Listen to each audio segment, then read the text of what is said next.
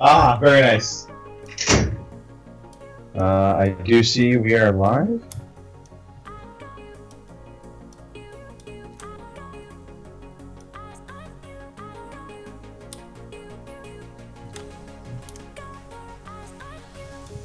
All right, we are definitely up.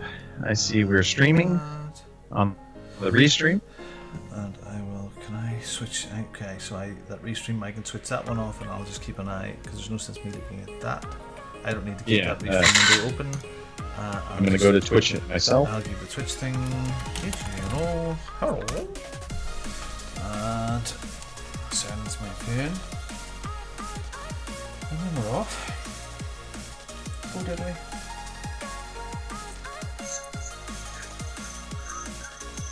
Talking. Talking.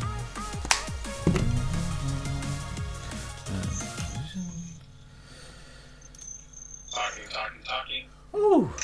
I am a little echoey.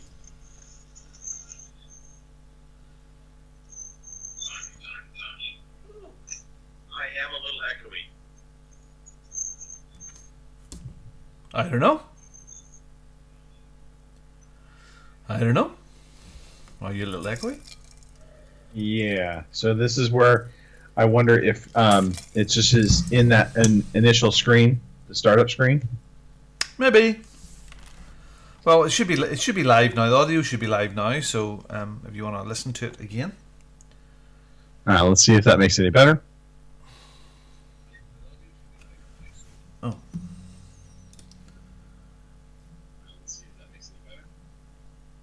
Yeah, I think it's okay. Okay. Well, I think as soon as Lord, let us know if this is echoey at all, but I think we're okay.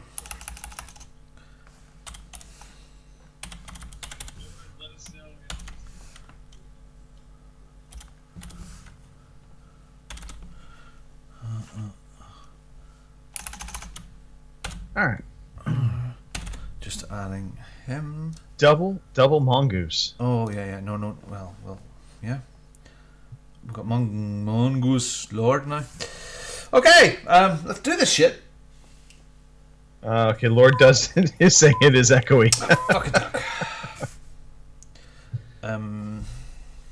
So as you're looking at your dash, yes, on OBS, yes, the mic auxiliary in gets both my input and your input, but the one above that, which is the desktop auxiliary in, yes, that just shows me coming in. To the right of that, the little speaker, if you click on the white speaker, it should mute it. Yep.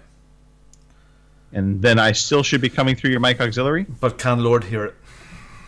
That's the good question. Hopefully Lord can hear me talking. I'll double check. I still should be coming through your mic auxiliary, but can Lord That's the good question. Hopefully Lord can hear me talking. And he should be able to. And hopefully he can hear me as well now. Can you hear me, Lord? Ask that question just in case he can't, Greg. Hopefully he can hear me. He can. We're good. Can you hear me? We're good. We're good. We're no, good. No, hold on. Make sure he can hear me. He can. Are you sure? He said it's gone fine. And I heard you on the Twitch feed, so I have Twitch up on my phone. Okay. I can hear you both. And can he hear a sound effect?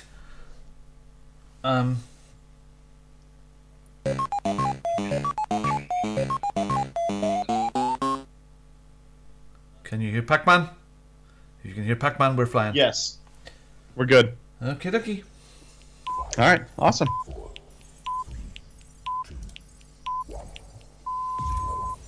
Good evening, ladies and gentlemen. Y'all are listening to the Overseas Connection podcast. Shut up and sit down. Here we go! Would you kindly? I think we're just getting started. Medic! I'm a witcher. I think this is more than you can handle. He sits on his ass all day. Let's do this. Well, hey, everybody. Thanks for tuning in to episode 632 of your Overseas Connection podcast. Today is May 23rd, 2021. We are a gaming podcast. Wiser, more mature, sometimes. Most often not. But, yeah, we like to talk about video games. We also like to talk about life. We broadcast every Sunday, 9 p.m. in the UK, 1 p.m. on the West Coast, 4 p.m. in the East Coast, 3 p.m. Central if you're one of those lowly individuals that lives out that way. Just kidding. And we're on Twitch. We're on YouTube as well. So you can not only watch us live, you can certainly participate. And then also we do send this out to audio. So, if you're on, a Podbean app or your favorite podcast app, you should be able to get the podcast there as well. So maybe you want to listen to it while you are running and doing exercise, God forbid. My name's Greg DeLacy, gamertag Murphy's Law, OC_Murphy's Law on Twitter. I am just one of your hosts today, literally just one of two. Mr. Robin Tate, also on the show. Evening, Greg. How you doing, buddy? It is Robin Tate here. I am in Ballymena, Northern Ireland, recovering from the Eurovision Song Contest and our fantastic win from United Kingdom. 0 points. What do you mean? That doesn't mean we win. Oh, okay. I'm in Ballymena, Northern Ireland. On the Twitters, on everywhere, on gaming, I am at Bongo the Seeing, and it's just Greg and I tonight because that's just the way it is. Greg and Mongooses. Monkeys. Yes, the Mongai are here with us. Everybody had stuff going on. We do anticipate the return of Mark Hannix, as well as our favorite Pink Mongoose next week. Hello, my fellow podcast family.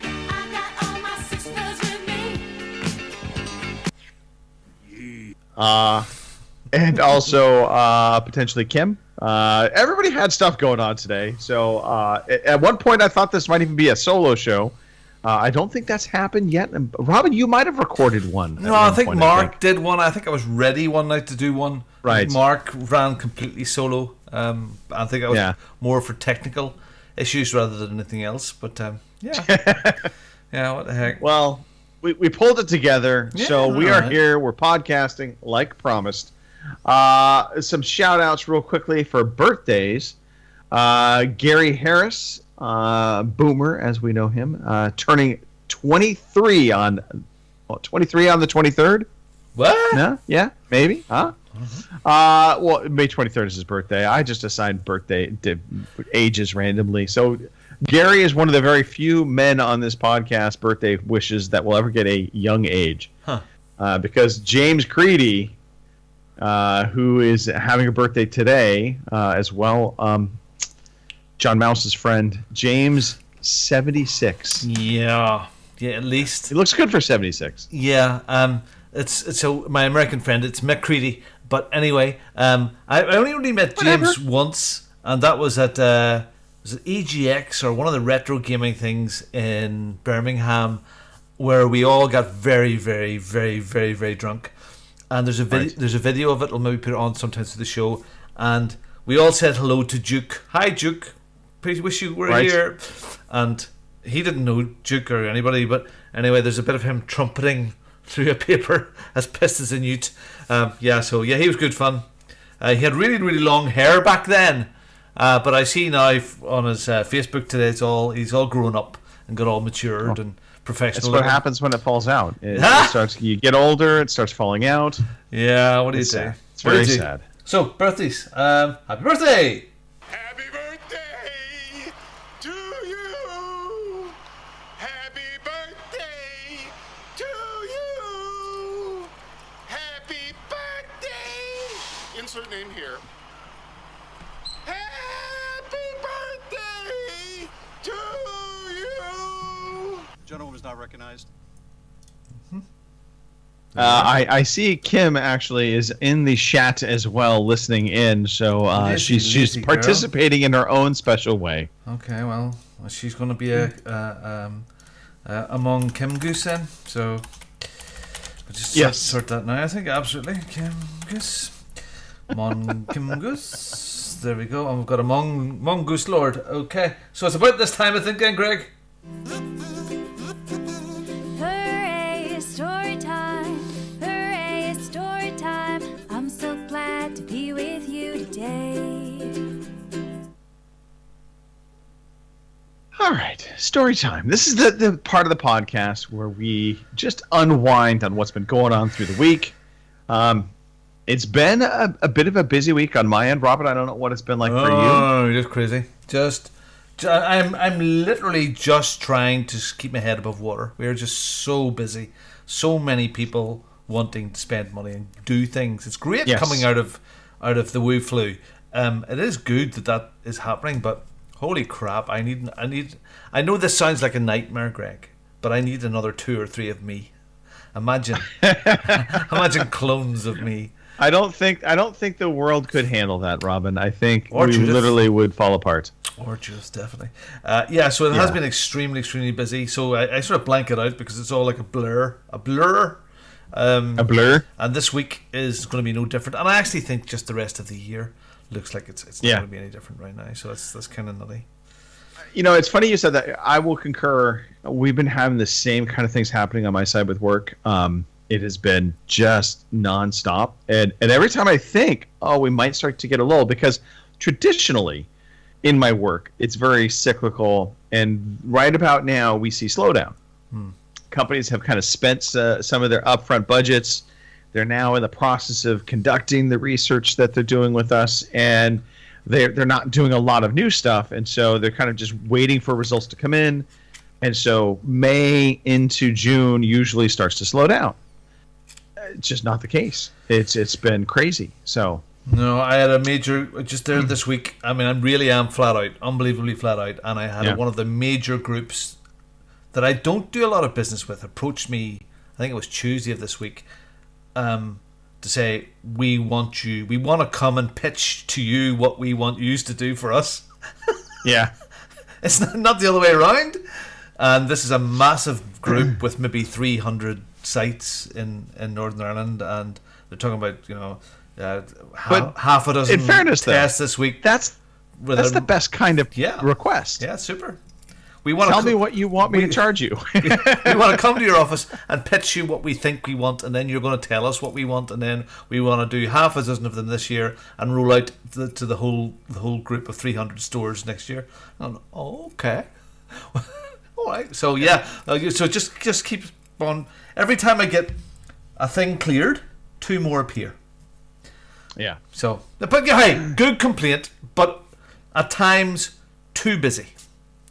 Busy. I caught myself out here on Thursday evening. I did play a little bit of Xbox, but I came out to play a bit of Xbox, but I caught myself sitting here going, I'll just do that quick, send that out to my PA, that do me a quote for him and a quote for that person and a quote for that person, and I'll just send that off and that we thank you email to that person. Okay. Yep. Yeah, and I'll just sort this out, and that was at maybe, I don't know, 11:30, 10 to 12 at night.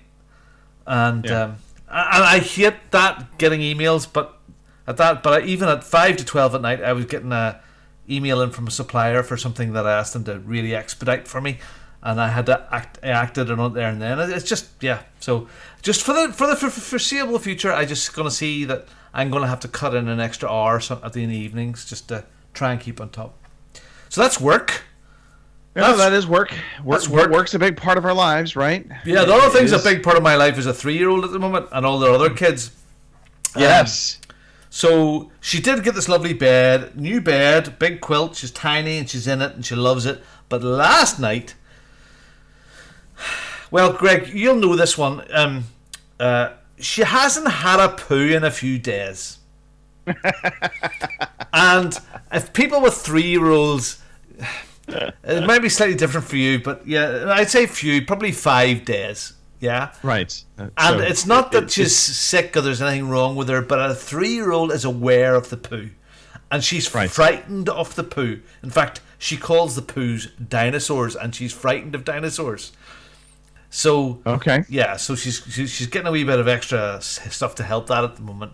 But it is a fear thing. It is common enough, I hear, first time it's happened with us, but common enough for 3-year-olds that have around potty training that they're a bit frightened of it, the feeling. Well, I think also, especially when you do get constipated, it then becomes a little bit painful, and so the choice is not going to the bathroom or getting pain trying to go to the bathroom, so they opt for the, I'm going to go the easiest path. There's no pain if I don't poo. Yep. So last night at about midnight or so, she started to do the dry cry. So anyway, I went and stepped into bed beside her and lay down because it's an adult sized cot, Right. single bed cot, as I think you call them, a single bed. And then I fell asleep with her. Okay. But it wasn't until about 2 that she fell asleep properly, or half 2.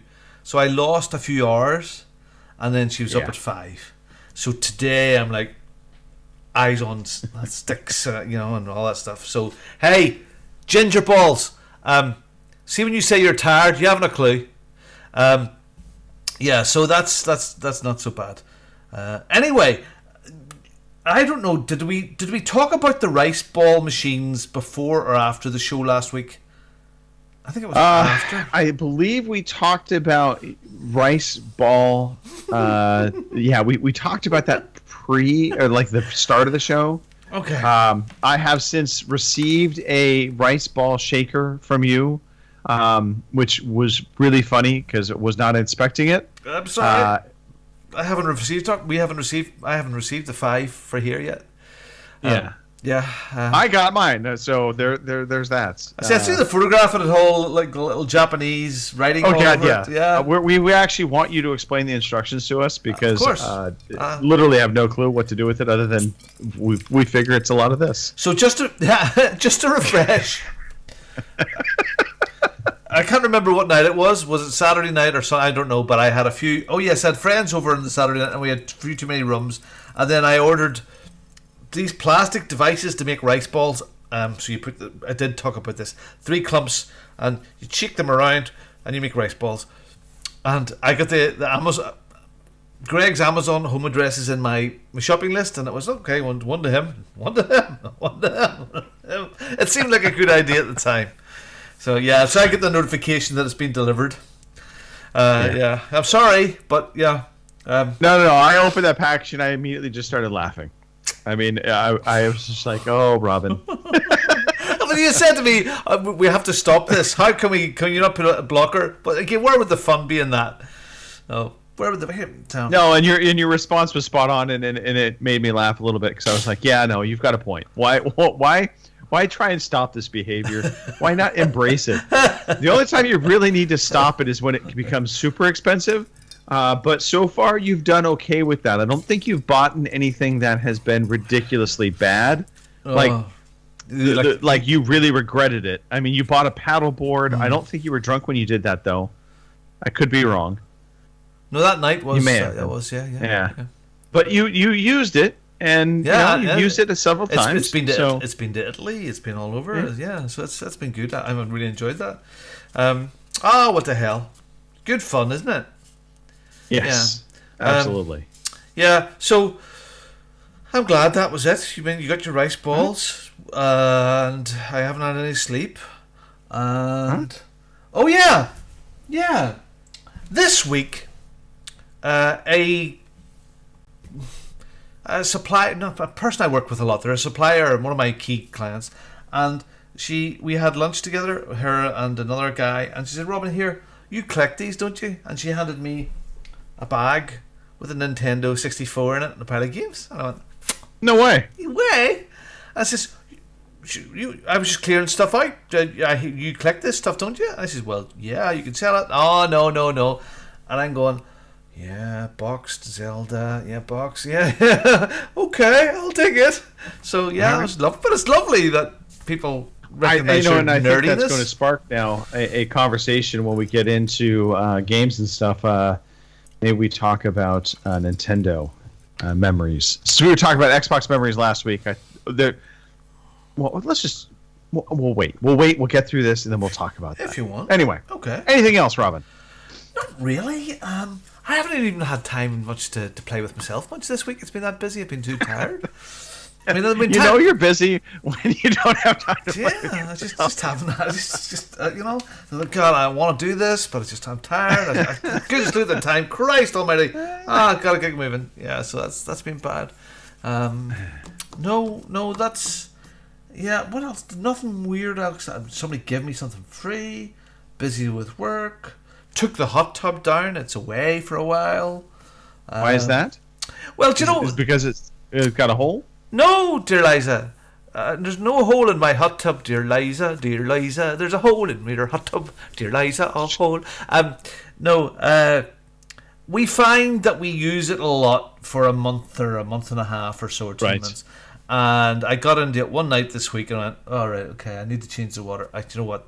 That's it. It's gone away for a while. So it'll maybe come out again in July or August, and then we go through the process again. And that's kind of why I'm glad I never invested in a full big solid one, because the same thing would happen. And so I put that away for a while, and I've reclaimed the bandstand, and I sat out there last night with a glass of wine and watched the sun go down.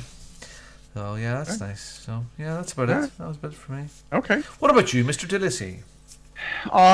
It's been a busy week. On obviously the work front, we talked about that, so I won't go back into that.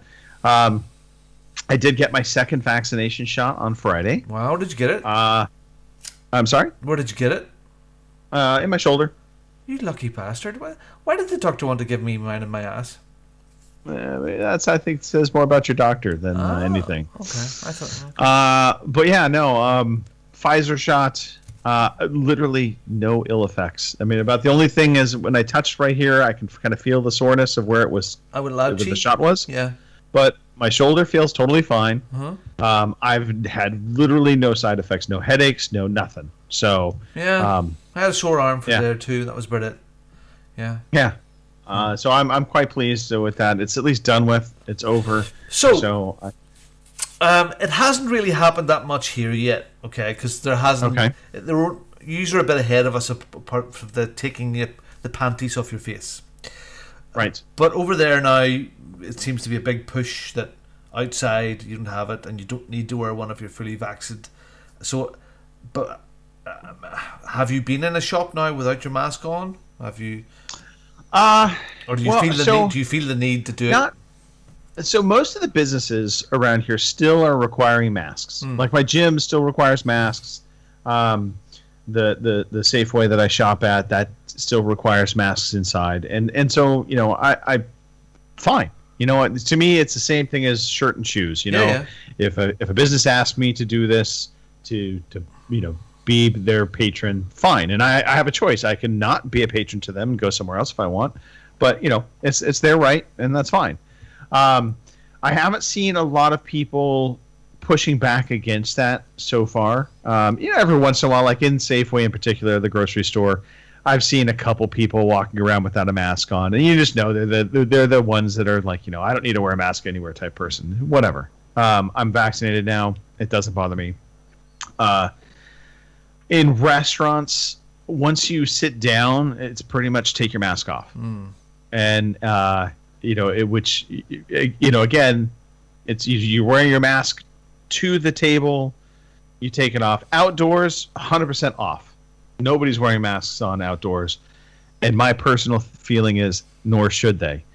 Outside in fresh air, that is the best possible place for you to be without a mask on. Yeah, the only time you would have it on outside would be if, I mean, you were in a big crowd of people outside. That's not. But again, not really outside. You shouldn't be, because 6 feet of social distancing. Yeah. So you shouldn't be in a big crowd. So if you're being sensible anyway, you know, that'd be it. Yeah. Now I'm interested watching. For years since I've been going to Florida quite a bit, we have our feed on YouTube is a lot about the Disney parks and Universal, especially Universal, one of our favorites. So they're now relaxing a lot of the rules. So Universal and Disney, you no longer have to wear masks outside. Yes, on some of the rides and especially indoors and restaurants stuff out there. But watching people even from today, published videos from today and from yesterday, it is still about 50-50. I would say actually 70-30, with more people were still wearing. And again, I think they're here to stay. And I think if it makes you feel comfortable, fair enough. But don't stick it in people's face. And I actually totally agree with that. Look, you know, as we go through this year and in future years, as the flu season rolls around, I fully expect to see masks come back out. I think it makes sense, especially for older people, to be protected. Especially at Halloween. Be smart. Yeah. So, I don't see an issue with that. It is a personal choice. I'm not going to be that guy yelling at you from across the street or something, being like, hey, the horse mask definitely needs to come back. Yeah, but this should do me. Yeah, I don't need to buy any more. That should do everybody, Robin. Hello, my name is Fraser. I'm Fraser the horse. Anyway, sorry, I digress. Yeah. So okay. Sorry, just second jab. It's good. So glad to have that behind me now. I had mine behind me too. And so with that, we went out to a restaurant last night. There was it's a bike shop and a pub. So I posted this picture up on Twitter, especially for Dan Natman. By the way, big quick shout out to Lord, Hardly Dan, Big Smooth 8, and of course Gamer Girl. They're all in the chat right now. So I posted this picture up because I instantly thought of him. But it's a bike shop, but a pub as well. So they have this. It's kind of interesting. Literally half of the inside is dedicated to bike parts and actual biking. Okay. And then there's the other half of it, which is like a big like wheel countertop where you can go in, sit in, have a pint of craft brew or wine. They've got food, and then they have an outdoor patio that they do music on the weekends, and they serve dinner. And so we went and sat on the patio last night and listened to some music and had dinner. I think I didn't see that pic, but I think I've seen stuff about that place before, and there may be more than one of those, or definitely quite possibly. Now, the question to you is, the dress code. Did you have to wear lycra? No, thank goodness. No, there was no lycra involved. They're missing a beat. In fact, I think most of the people that were there are not bike riders. But I did get a pizza called the Angry Pig. Oh. And it was pepperoni, sausage, jalapenos, and hot sauce. And it just set your mouth on fire. But it was so good. So good. So, wow. Really good stuff. Wow, enjoyed that. Yeah, really? I mean, that's one of those times, like, Cindy's asking you out to dinner, like, after you die, I want to be cremated, Cindy, Why do you want to be cremated? I want you to get me and put me into that Angry Pig pizza, because it's really hot and spicy, so I can blow your backside outside again. Anyway, it doesn't matter. I'm not even going there. No. Letting that go. Okay. So a couple entertainment things to talk about. If you haven't been watching it and you have Disney Plus, there is a new series out called Star Wars: The Bad Batch. Yeah. Watch some. Animated Clone Wars. I personally like this series more than the Clone Wars. It doesn't feel, I don't know, as kind of typical Star Wars tropey, if you will. So I've been enjoying it. So I definitely recommend it if you're into Star Wars. It's worth a watch. Animations are good. It does use that kind of that cel shaded thing, isn't it? Yeah. Cel shaded kind of look to it for the characters. Although when you see anything in space, it looks fantastic. Good stuff there. And then a new audiobook to potentially explore. So it's a series called Section 64. I came across this because it's our favorite narrator, Artsy Bray. He never stops talking. I just gravitate to him at this point. He just does such a great job. And so this is space aliens, kind of theme, which I think there's two types of books he predominantly does, which is either aliens or zombies, apocalypse kind of things. But Section 64 Ambush is the first book. There is a second book out now, so I'm going to get into that as well. But good stuff. Really enjoyed it.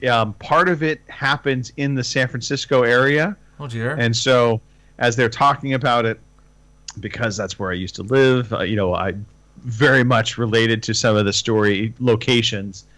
So I found that kind of interesting. And it's a good book. I enjoyed it thoroughly. So I finished literally Mountain Man. We were talking about it last week.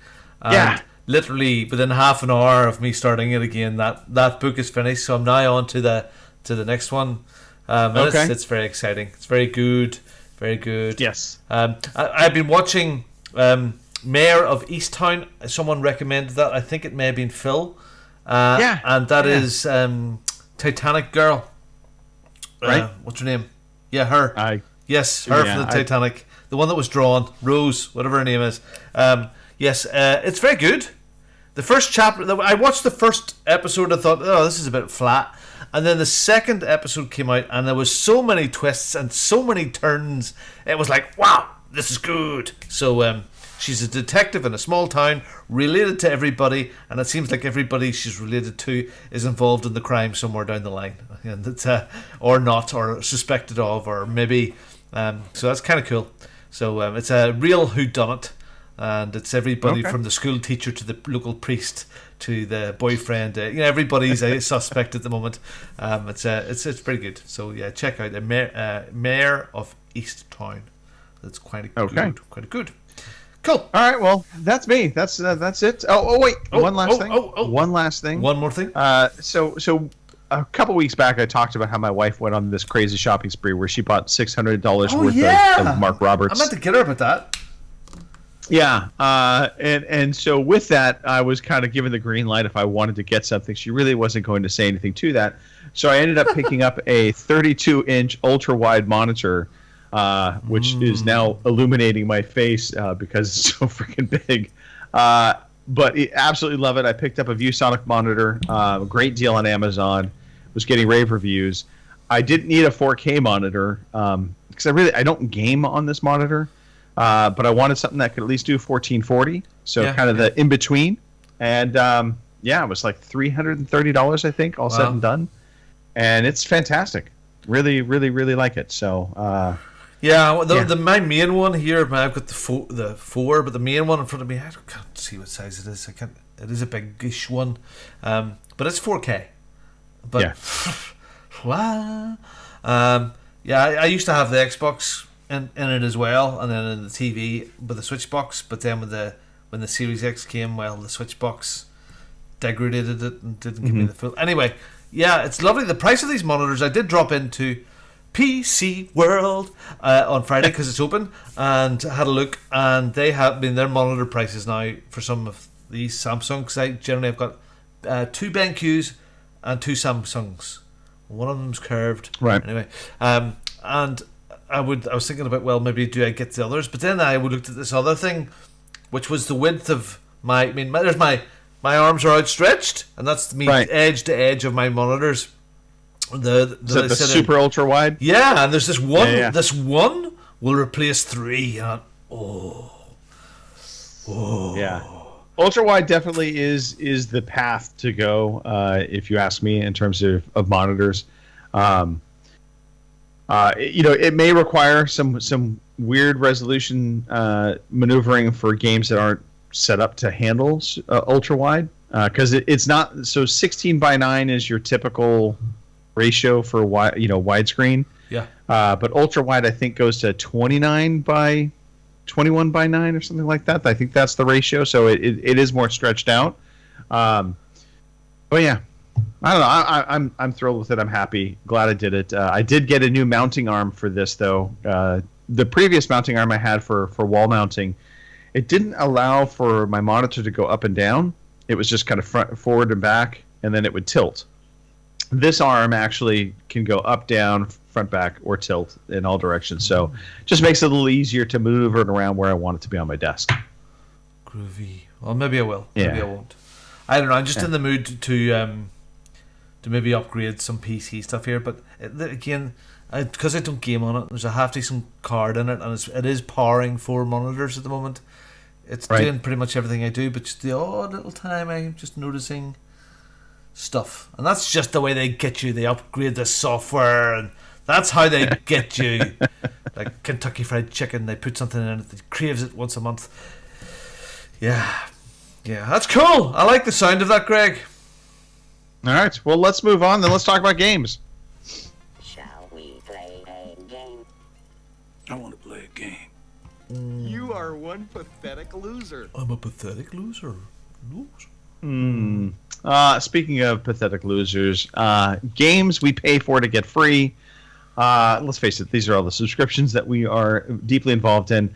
We're at the tail end of the month, but I thought I would just throw out some reminders for games that are still available. So on Xbox Live Gold, you have Armello, which is available to the 31st of May. Let's see, we've got Dungeons 3, which is available through the entire rest of this month and into June. And then Tropico 4 is available till the end of the month. So there's that. PlayStation Plus games, you've still got Wreckfest Drive Hard, Die Last, Battlefield 5, and Stranded Deep. Those are all available. And then Twitch Prime games are not going to go anywhere. They're still there. Psychonauts, Cluster Truck, Gone Home, and you just deleted everything on me. You rat bastard. Titan Souls, High Hell, and I Hope are all part of Twitch games. Stadia Pro, it's still kicking. Still there. Trine 4, The Nightmare Prince, Hotline Miami 2, Wrong Number, and Floor Kids. And apparently Epic Game Store, the free game that was available, is no longer available, so best of luck to you. Now that they're in court cases, I haven't seen any new games come out. So who knows? All right, let's dive into what we've been playing. Robin, I'm going to let you go first. Okay, so I've played a lot more. I've managed to fit in stuff late at night time. Well, I've been coming out and playing in Mass Effect Legendary Edition, and I'm having such a wonderful time with this game. I am. It is so nice to be back here in this universe. I said this before. It is a beautiful looking game now. I want to bring up some of these images that I've been popping a few screen shares up on Twitter, and I've just found it to be like me and my Mako have been out there, and there's been some beautiful vista, and I thought, oh yeah, that would make a nice photograph. Where's some of these other ones here? Images. Let me see. Let's get rid of that one and put up this one. So there, being beautiful, lush. It looks fantastic. It is gorgeous, and this is the Mass Effect 1. This is the first Mass Effect. So. That's okay. I'm going to make a comment here, yes. And this is part of my controversial comments coming up. I think it looks good. I would not say Mass Effect, especially the first one, looks great compared to modern day games.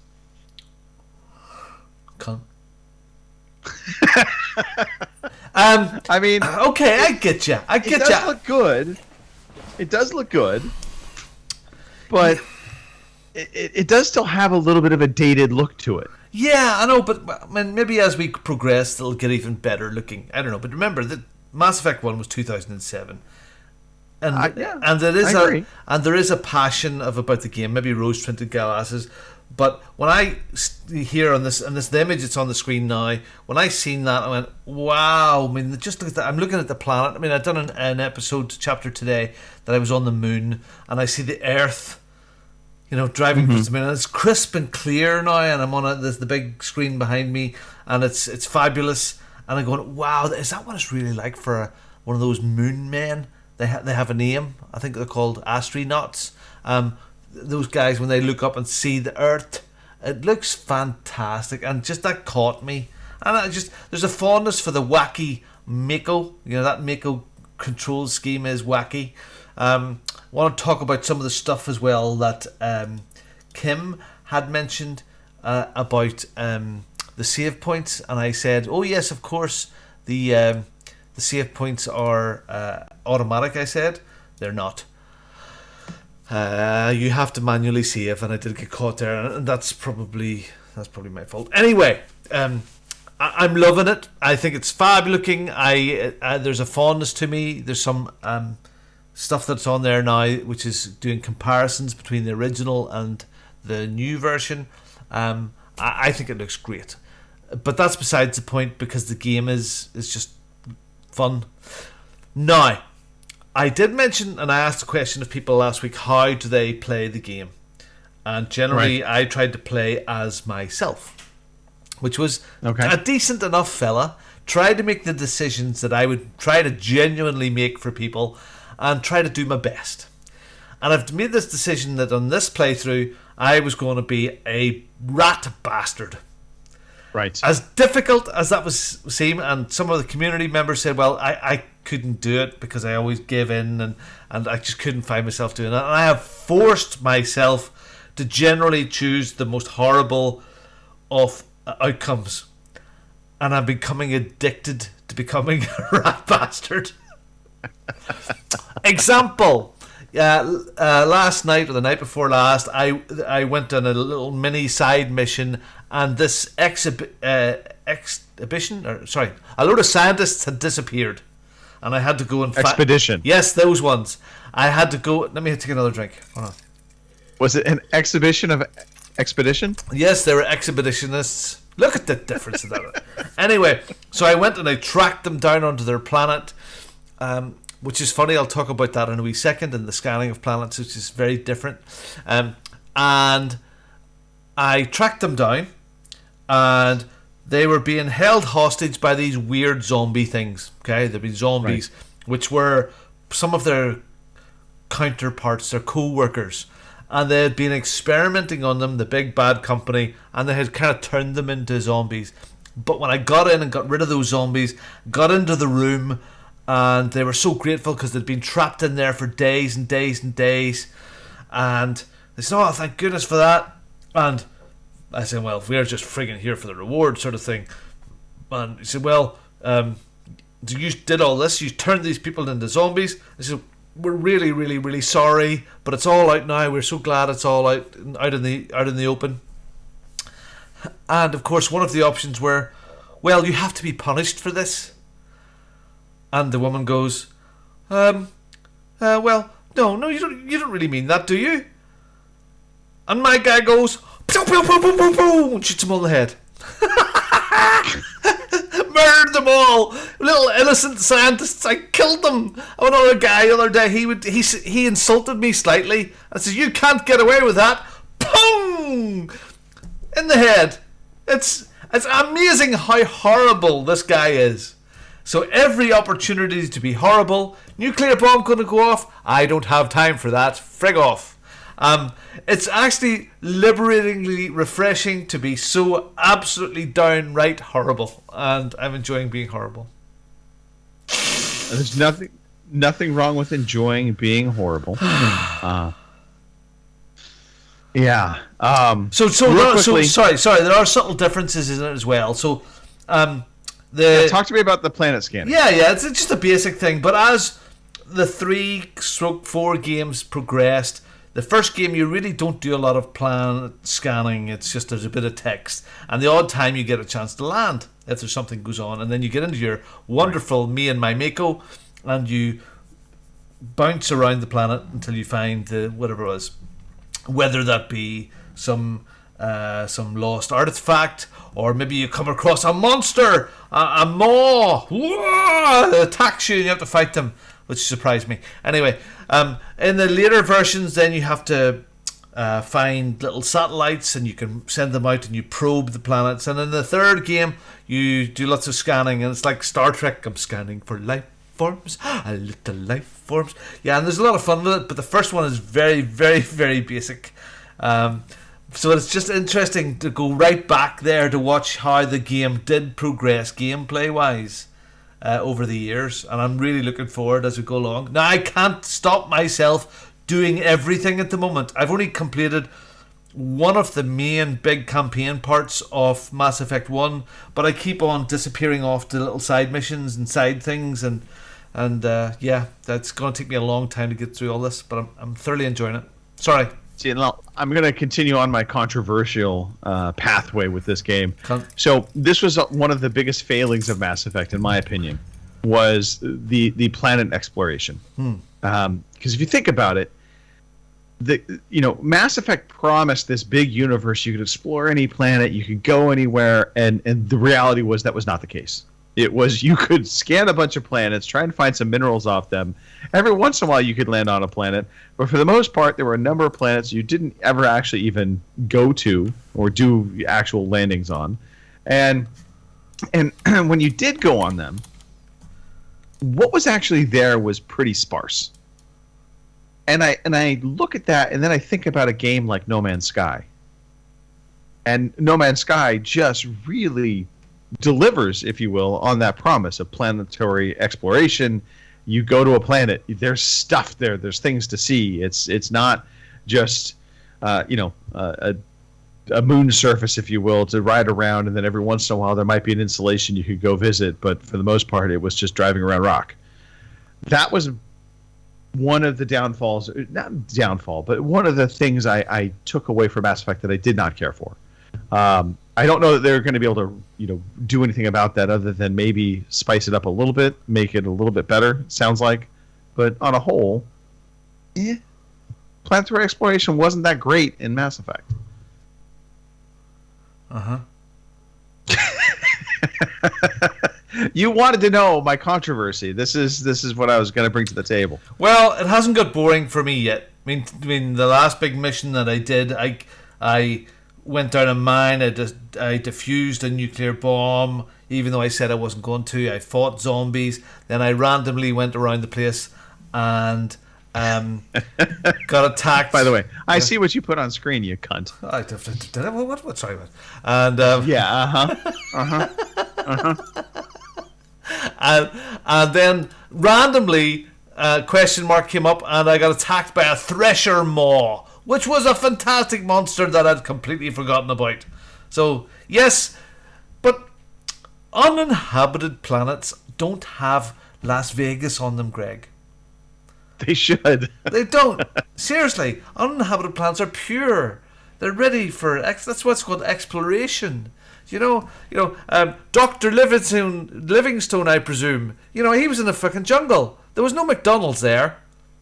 Right? No, but there were trees, there were birds, there were things to see. I get it. This is 2007. Come on, man. Fair enough. By the way, the Maw. When I think of the Maw, I think of the game The Maw. So look, I'm having a ball with it, and as Big Smooth says in the chat, I'm enjoying it, and I'm finding my joy in that game as well. Controversial? Well, I don't know. The only thing controversial about my opinion about Mass Effect is that I think, in hindsight, we have a very fond memory of this game, and I don't think the game holds up maybe as well today as many people want it to be. No, I think the storytelling in Mass Effect is fabulous. Maybe some of the side They did create stuff. a good universe. They did create a good universe. So for me, that's even more important. Yes, the graphical fidelity now is nicer. It looks better. But the thing that was the big draw of it, you can forgive some of the boring little tiny bits. Oh, I'm going to drive for 5 minutes across this barren planet and scan this thing that just give me a few XP points. What? But it was the mainline story is solid. And the expanse of that universe is it's lovely. It's nice to get. I just imagine being there. I really wanted you to say the expanse of that universe was expansive. If you thought it was a long way to the chemist and back, you won't believe how big space actually is, Greg. It's a long, long way. It's like twice as far away to the chemist as it is. Yes. Anyway. All right. In a galaxy far, far away. Yes. Let us transition. Real quick. Anything else, Robin? Did you play anything else? No. There's only one game at the moment. Only one game. Okay. Well, fair enough. I, too, have only been playing one game at the moment. Mm-hmm. I decided after a few months of allowing patches to happen and fixes galore. Is that Patches O'Houlihan? He's the world champion of dodgeball? Yes. I revisited Cyberpunk 2077. And I have to say, I really, really like this game. I am impressed by what CD Projekt Red has done. I know it is surrounded by controversy, but I don't care. On the Series X, this game runs great. It looks great. It looks like shit acting, to me. It really does look bad to me. I think it's fucking shit, man. I mean, really? Yeah, of course you do. I mean, you think Mass Effect looks good, so I get it. I get it. There's a guy I'm looking at here on the screen at the moment. He's smoking. I mean, what's that about? I mean, you would have thought in the future they would have had vapes or something better. Did they go back? They've cured cancer, Robin. Did they go backwards again? To that point, by the way, it always amuses me to see people smoking these days, when in a day and age when we've known so much about smoking and how bad it is for you, but people still do it. But Greg, I would love a cigarette right now. Exactly. See, so here we go. It's been years. Cyberpunk. It has been years and years, but I still have the crave. You still get the craving? Yeah. Just not again, not a lot. And I'm off the vape, so I don't vape anymore either. For several years now as well. But now and again, I still get the. Yeah, that would be nice. Yeah. And then I would have one and go. Anyway, sorry, I was being the cunt there. I can take that off the screen now too. Cyberpunk, though, it is so good, and I did not really pay attention to the voice acting in this and the direction of kind of the scenes, but they have done such a good job. Okay. Just the characters, they feel real. It doesn't. I'm not coming across, outside of like NPC characters. The NPC characters, you walk up and they say like one or two words to you, and then they're kind of ignoring you type thing. But the characters that are part of the story that you get into dialogue, and there's dialogue choices with them, they've been great. And I'm just really impressed with the game. I've been playing my character V. I did the female version of the main character, and I decided to go as a corporate fixer. That's kind of the premise behind my character design and what I'm doing, and it plays perfectly with the storyline so far. So I'm quite pleased with everything. Why did you pick a female? I started off the original playthrough before I stopped was a male, and I said, you know what, because I don't play female characters often, but I do like the voice actor in this game. She does a good job. It sounds believable in terms of how she delivers her lines. So I was like, why not? See, I mean, I thought about this with Mass Effect. I mean, should I play as a female? I like the idea, because I did play as a femshep in Andromeda and enjoyed it a bit. I did, but there was a challenge with me, and it must be, and it's wrong, but just the thought of somebody banging me, I just didn't like it. So that's why I went for male shepherd. I'm sorry if that offends people, but I know I'm a man. I'm a man. It kind of makes sense to me. It does. I didn't want to be. Yeah. Ooh. Yeah. Well, yeah. I'm in touch with my feminine. That will be an option for me within this game, but we'll see. Okay. I'm sure it might be. Given CD Projekt Red's kind of history with games, I'm sure at some point there will be an opportunity. A unicorn. Yeah. But so it's good. It is a deep game. There are a lot of different systems, and I think this is one of the things that might challenge, those that are not used to big RPGs like this. You have your gunplay and your your armor, but they also have hacking. They have this kind of I'll call it like detective vision ability that you can bring into play, that is hacking through cameras, if you will, so you can replay a scene. Kind of reminds me a little bit of what The Division did, where you could kind of look through security cameras and watch some basically a crime happen, and you can kind of rewind it and understand who was there and how it went down. So there's a lot to it, but it just is so good. Just everything feels right now. And again, maybe it's because I'm playing on the Series X and the next-gen systems are handling it better, equivalent to what the PC was doing. Because the one thing I remember when this game came out was everybody was like, oh my god, the PS4 and the Xbox One versions of the game were horrible, horribly broken, couldn't play. But on the PC front, kind of everybody on the PC side was like, no, this game is great. It's playable, it runs good. And so I think there just really was that division of technology and platforms. And I feel like the Series X and probably the PlayStation 5 version, if you bought it, because you can't get it right now, because Sony still is not having this in the store. Really, still? Yeah. What about the Xbox? Not available in the Series Sony X store. And the Series X version is available? Yeah. Yeah, Microsoft never took down the game off of their store. They did allow refunds to anybody that wanted a refund, but they never took it down. But yeah, it is a great game, and if it continues at this rate in terms of what I've seen so far, this very well may be in the running for my game of the year by end of year. Wow. It's that good. I've just really been really enjoying what I've played so far. So the gameplay and the story is really good. Yep. Wow. Absolutely. And visually, it looks fantastic. And this is not the next gen version, if you will, of the game. This is the Xbox One X version of the game on the Microsoft side with some enhancements. There are some patches within it to give it a little bit of a bump for the next gen consoles, but they did say they plan on bringing out an actual next gen version of the game. But of course that got delayed with all of the heaps of problems, and I was kind of like, you know what, I'm tired of waiting. I want to dive into this. I'm okay with it not having ray tracing. If you want, by the way, a good example of ray tracing while you're watching the stream, all you have to do is look at Robin's camera feed. You will see what ray tracing is, because you look at your glasses on your face, you will see the real-time reflections of your monitors behind it. It's been kind of funny. I've been thinking about every time I'm watching you talk into, I see your monitors come up and reflect into, and I'm like, that's like ray tracing right there. Anyway, all right. Cool. Enough about that.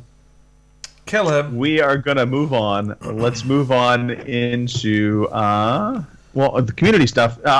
This is a new post. Robin, why don't you talk about CP Matthew? I will, but I just want to ban somebody or something. Yes. If you don't mind, you maybe do that. Yeah. No. I don't actually know where this came from. It must have came from a question from Chris, and he's answering the question whenever we asked it. At OC Podcast, what brought me to the Xbox was the long wait for the PS3. I got fed up and bought a 360. Mostly backwards compatible titles at first, then Mass Effect and Graw 2 Thursdays sealed the deal. So again, it was supply and demand back then for PS3. It's funny. I bought a PS3 before a 360, but I never used it. I brought it back to the shop, and then I bought a 360.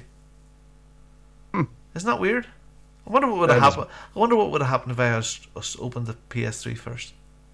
I mean, would I have been a little, liberal Sony man, or what? You totally would have been. Yeah, you would have been all about the exclusives, baby. Yeah, I suppose so. Yeah, yeah, that was why. I think actually what it was is I think Judith got really pissed off that I went and bought a PS3, so I brought it back. I wasn't allowed to have it, and then I went and bought a 360, and it was a third cheaper than it actually was. How times have changed. Yeah. Yeah. Yeah. Oh well. Well, Mr. Matthew, thank you for sending that. We do appreciate that. And I remember Mass Effect, Graw 2, both those games kind of coming out. Those were kind of the big hitters on my end too. I remember just how excited I was for Graw 2, and then subsequent releases of that game disappointed me. Or series, I should say, but that's okay. It happens. Well, yeah. All right, let's talk some news, Robin. Let's talk some news. Yes. Here is the fucking news. All right, so on the news front, we do have a number of stories. So first and foremost, if you are a big Overwatch fan, Overwatch 2, they're going to be changing around the formula. They are reducing player counts. It's going to be 5-on-5 now, moving forward, as opposed to, I believe it's 6-on-6 currently. So even though it's not coming till 2022, they did announce this would be happening. Basically, your team will now consist of 2 damage dealers, 2 support heroes, and a single tank, as opposed to 2 tanks. So, and ultimately, they said that this made it a little bit more accessible, because you didn't have to account for 12 players on screen. Now it was only 10. And so new players might be a little bit more user friendly to them and accessible. I never played Overwatch. I always meant to. Same here. I never got into Overwatch. I know it was hugely popular. A lot of people love that game. It just didn't seem like a game for me. I think there's too much other stuff going on or something at the time. So. Yeah. Speaking of Mass Effect, if you are a No Man's Sky player, you can get the Normandy ship in No Man's Sky. So basically, they announced that there's this. You can unlock the Normandy by completing the Beachhead expedition within No Man's Sky, and you have till May 31st to do this. So, but basically, you'll be able to add the Mass Effect's iconic SSV Normandy. There it is on the screen. That's cool. It is pretty cool. That's a cool crossover kind of thing. I love seeing this stuff. So we'll see if how that goes and how fun it is, because my understanding is you can't actually board the ship and fly it, but you can send it off to do stuff. But maybe they'll expand on that capability as time goes on. Fun thing. Fun. Speaking of time, do you remember the game Time Splitters? Yes. Well, people have been asking for Time Splitters to come back. They've been talking about it. Well, finally, we have confirmation that it will, in fact, be returning. The original developers are reviving Time Splitters through Deep Silver because they bought Free Radical Design. And so they're bringing it back. We don't know when, but we know it's coming. Wasn't there talk about a Time Splitters movie at one time or another as well? I'm sure there was. I just know a lot of people are going to be happy when this comes out, or the thought of it coming out. But I will say this again. Sometimes what we ask for is maybe not what we actually want. Yeah. It sort of looks like sci-fi GoldenEye, doesn't it? Yeah.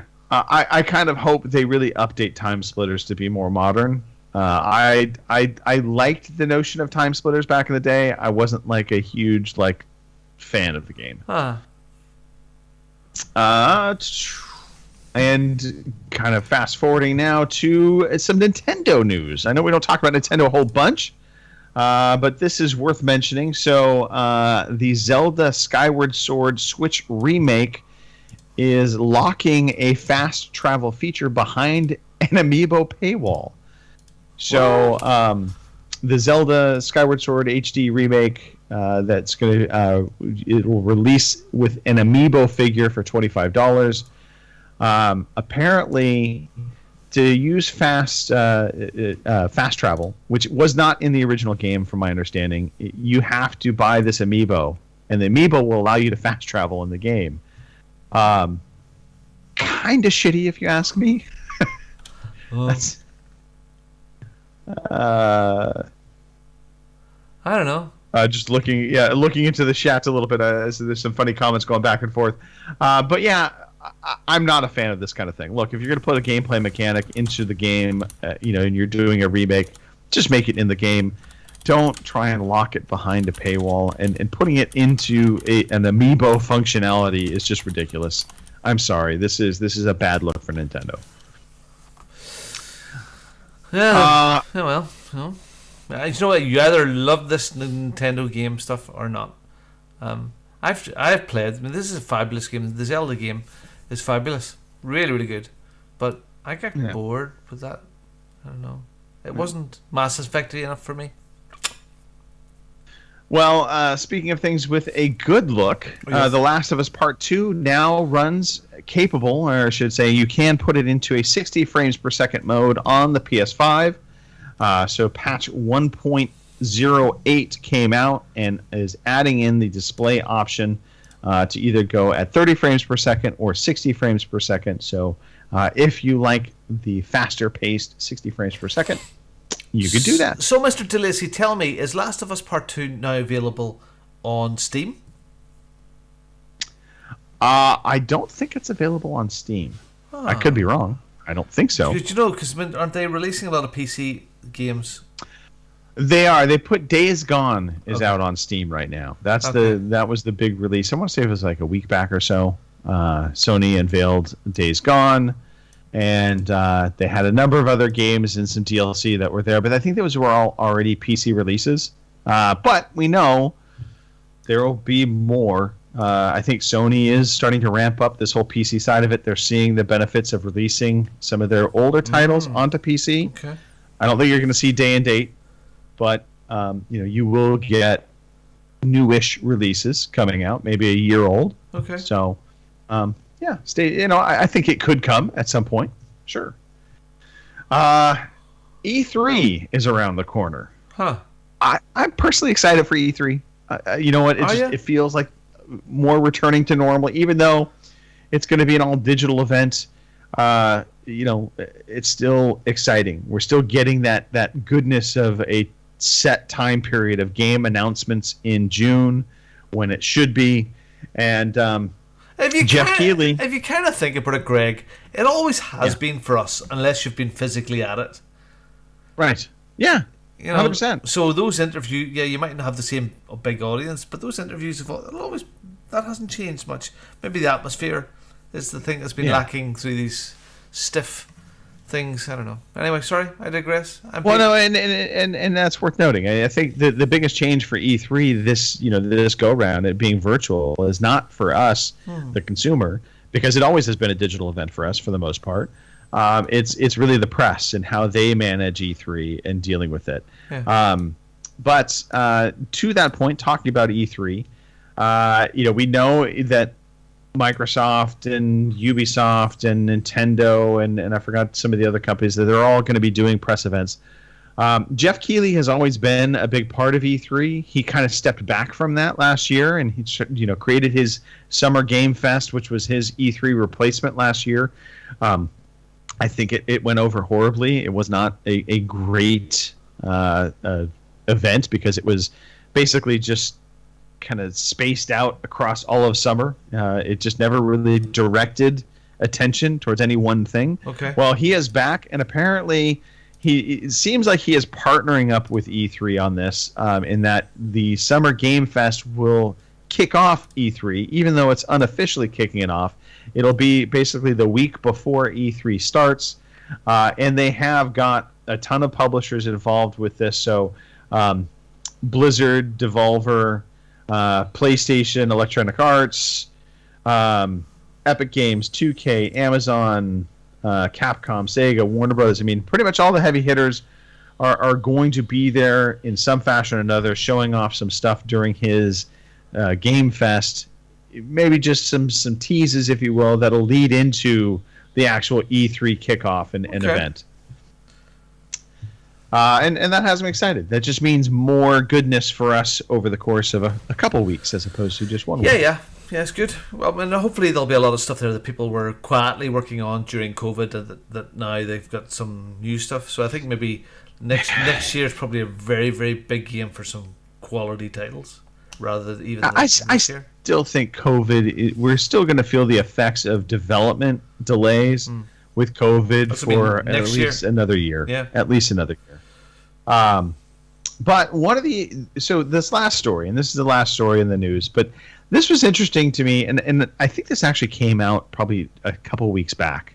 But I don't know if you recall, I think it was 2-3 months back, where Sony bought an esports event. I forgot which one they bought, but they basically bought an actual esports event maker, for lack of a better way to term it. And I always thought it was such a curious move on Sony's part, because I was like, well, why would they care about esports that much? I mean, it just seemed like a very weird investment, given Sony has not been the biggest on the esports front. Well, I found this story, and ironically, I was trying to find a story involving talking about what Sony's plans were for kind of the E3 timeframe, and I haven't found anything as of yet, by the way.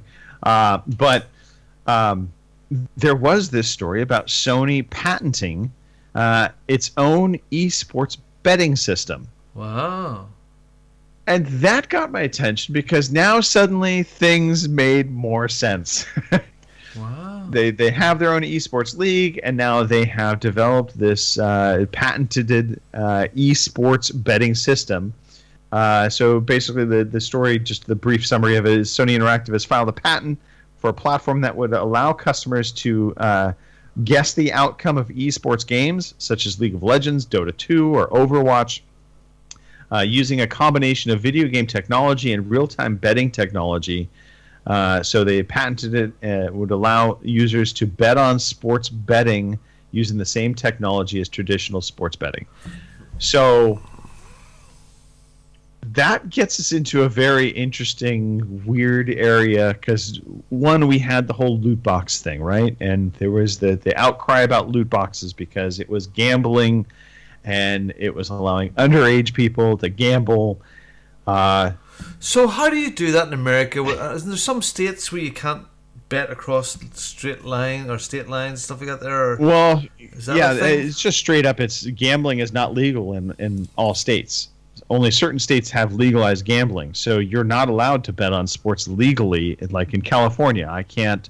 Although that may have changed, but there's not. You don't have betting houses or bookie houses that you could just go and place wagers on football games, that kind of thing.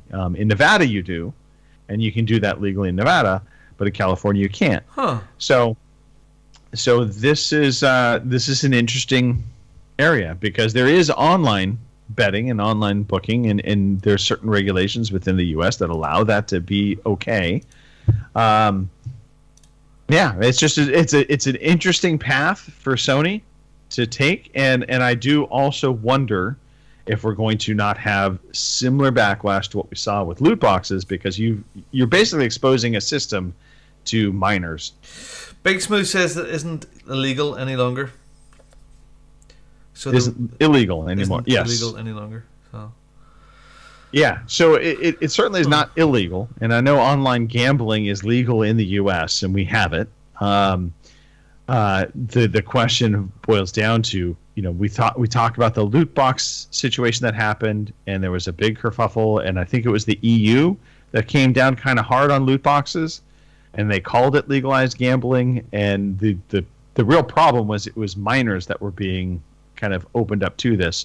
So I'll be really curious to see how Sony treads this path and what they do with this. It's funny when I mentioned that Joshua was working on this little documentary about communities, and his thoughts on the future of gaming very much is around esports. Very, very big part. I mean, today seemingly he's at home this weekend, and he's been sitting watching for a good bit of the day on and off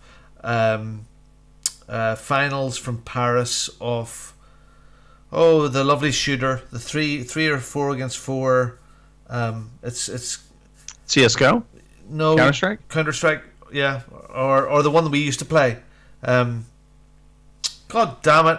It was only a few years old, and you had to attack the terrorists. There was Terrorist Hunt as well. Oh, Rainbow Six. Rainbow Six, yeah. So he's watching the World Championships in Paris of it.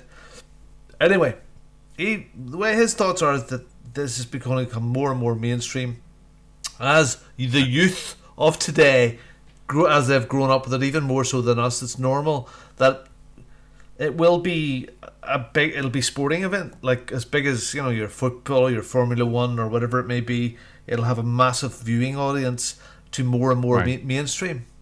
And you look at the production quality of some of the stuff now, and I can well believe it. So, maybe they're getting way ahead of the game here. That could very well be. I mean, I certainly think esports is going to continue to grow. It certainly has. It's already carved out its spot.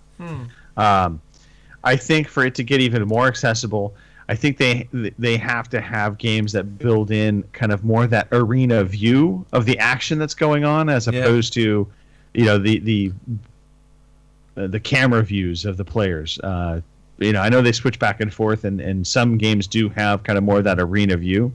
I personally like that view, so I can just kind of see all the action happening, and you can kind of see the tide of the war, if you will, or the battle that's happening. It's interesting. But, interesting because games are now very much mainstream.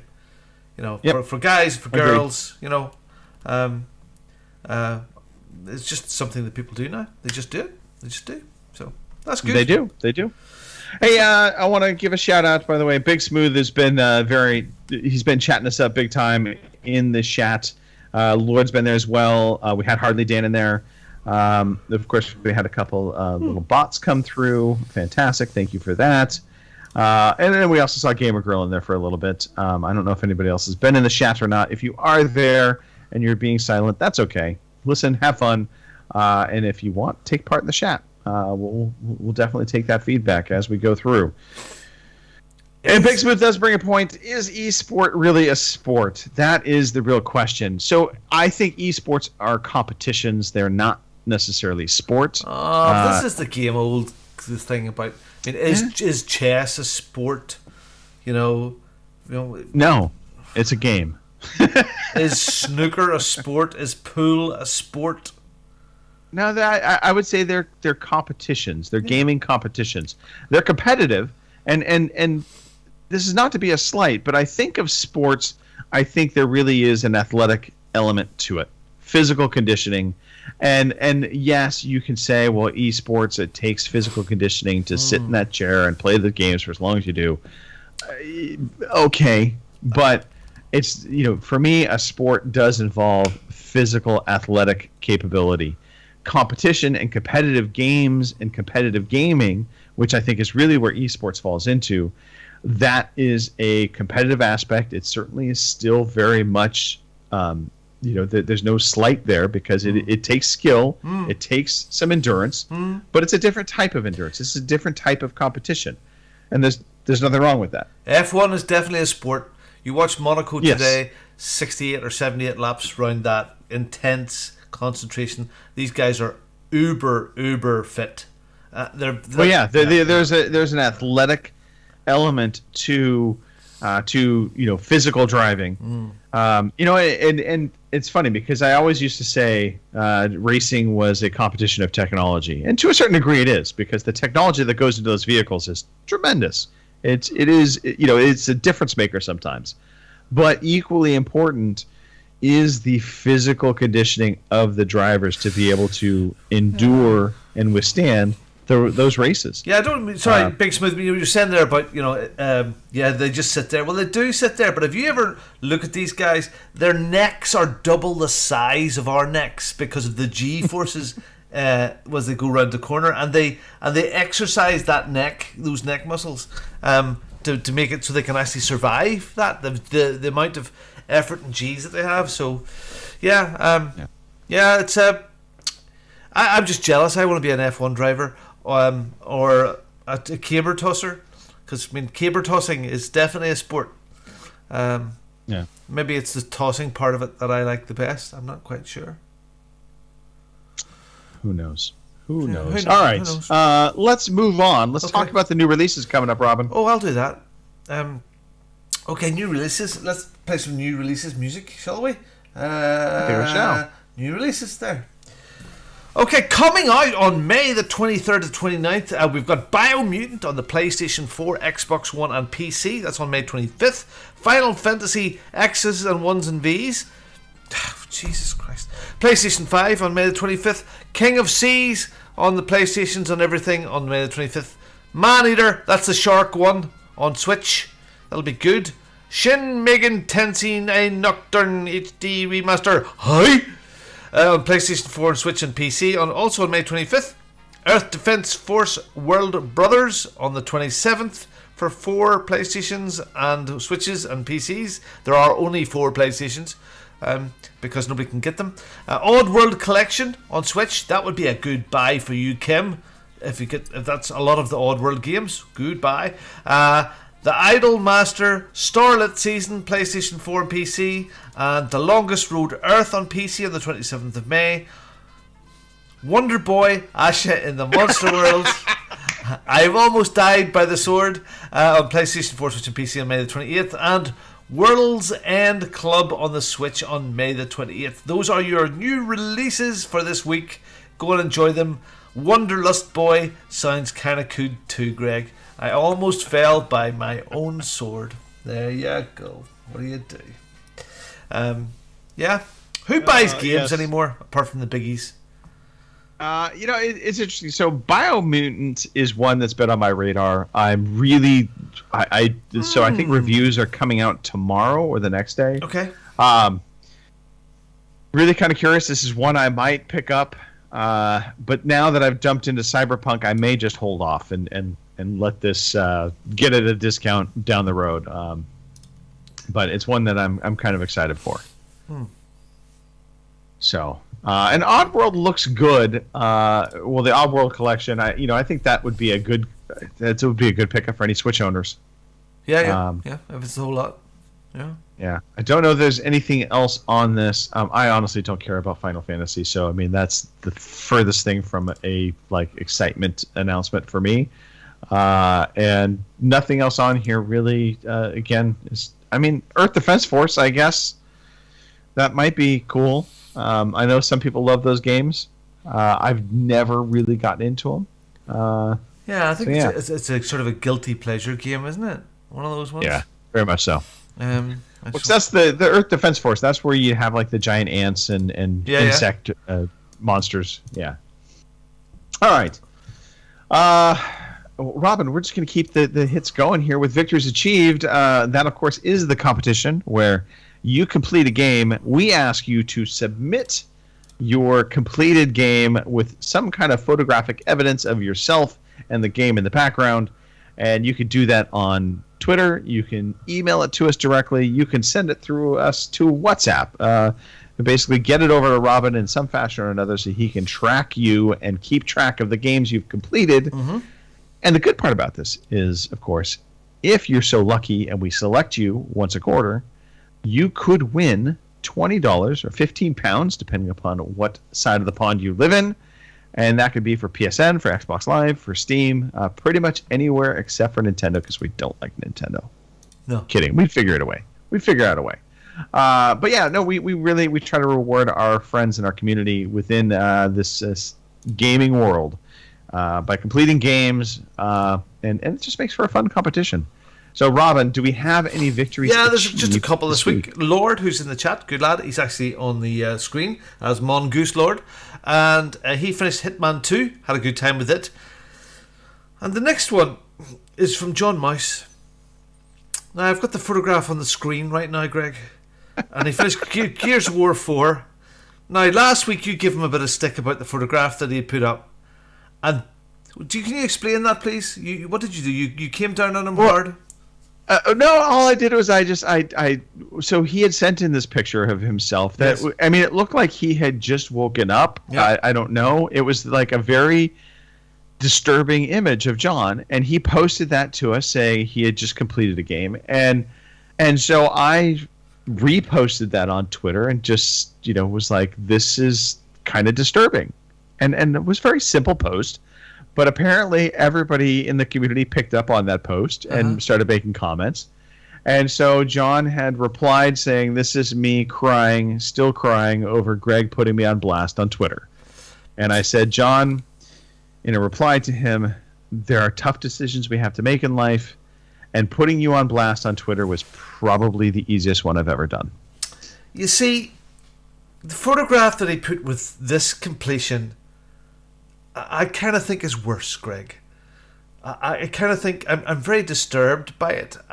It looks lustful. It looks like he's trying to be cute he wants us. I can see it in his eyes. Can you see the lust in his eyes? Look, he wants to get that ring finger somewhere where the sun don't shine. I can just see it. So I'm worried. I'm very worried, John.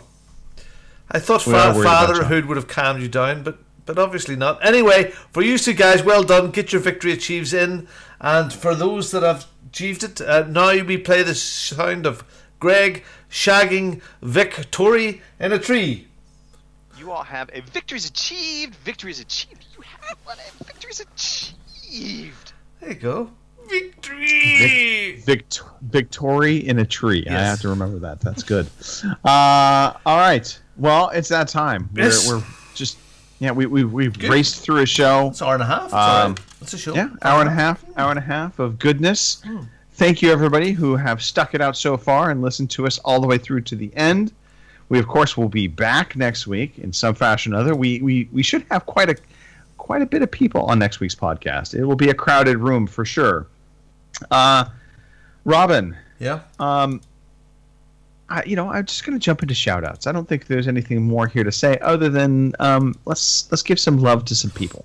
Yeah. The Big Smooth in the chat there. That was kind of fun there. Kim stuck her knob in. She doesn't have a knob. Her neb. That's her nose. In for a while. And Lord... A nebby knob. Lord, definitely he is the podcast champion this week. I just want to... we shout out to Phil. His father passed away, and that funeral is very, very shortly now, so our love goes out to that. Mark, I'm really looking forward to you getting back. Ginger Boy, don't really care.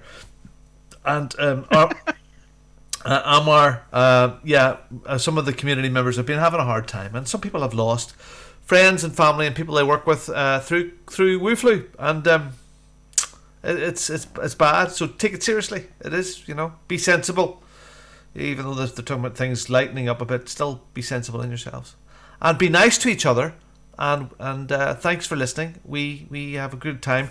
I have to say, there are 3 sisters, my wife and her 2 sisters, and they're probably not there now, in the house having another committee meeting about love, share and foster, which is this thing on Instagram, which is really taken off for them. So please, if you're not interested in fostering or whatever, it'll really help them if you could do me a favour. It would give me brownie points. Right. If you go onto Instagram and like @_ love, share and foster, that would really, it might get me a bit of, rumpy bumpy. You never know.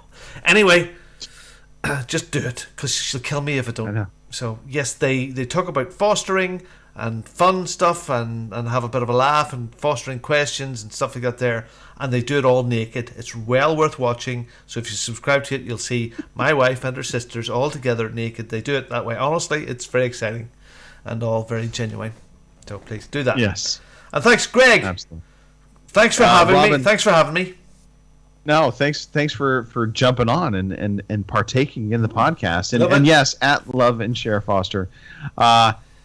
We need to help Robin out because he's gotten rid of his hot tub, which was the incentive for the Rough and Bumpy. So he now needs another incentive for the Rough and Bumpy. This might be the way. Yep. Otherwise, I mean, it's not gonna be to what, August? You said when you break out the hot tub again. That's like a 3-4 month drought. I'm like that's a long time. I'm like Father Christmas.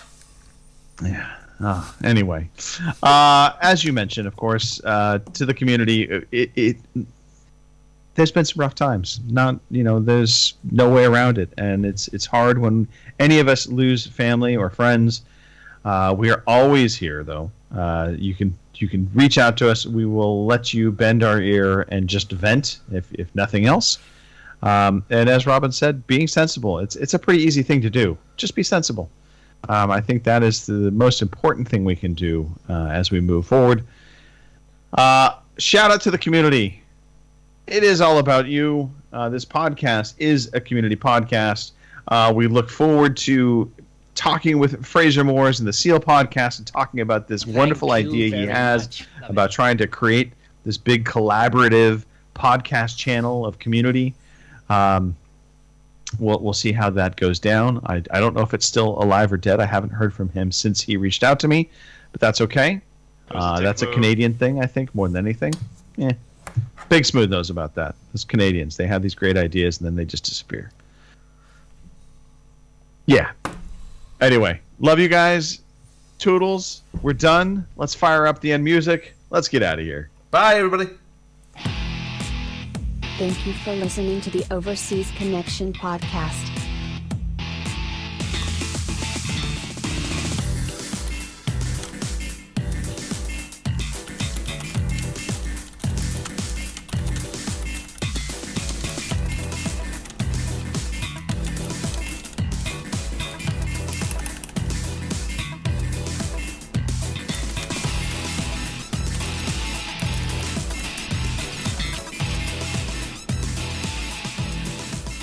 See you same time next week.